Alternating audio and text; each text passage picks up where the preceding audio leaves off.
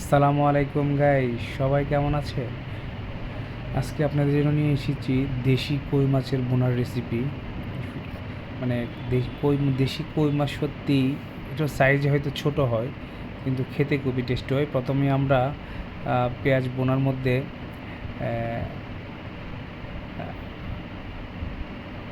তৈলের সাথে আপনার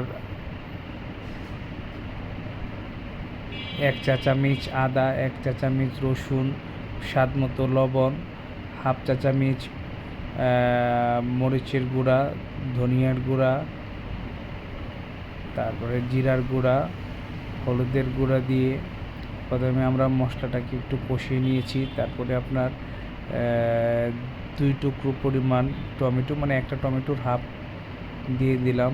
দিয়ে আমরা মশলাটাকে ভালোভাবে কষিয়ে নিলাম। তারপর আমরা কিছু কাঁচামরিচের মাথাটা কেটে দিয়ে দিলাম। এতে কাঁচামরিচের যে একটা সেন্ট, এটা হয়ে যাবে। এবং আগে থেকেই আমরা কই মাছটাকে হালকা তেলে ভেজে রেখেছিলাম, অল্প একটু হলুদের মধ্যে দিয়ে ভেজে রেখেছি।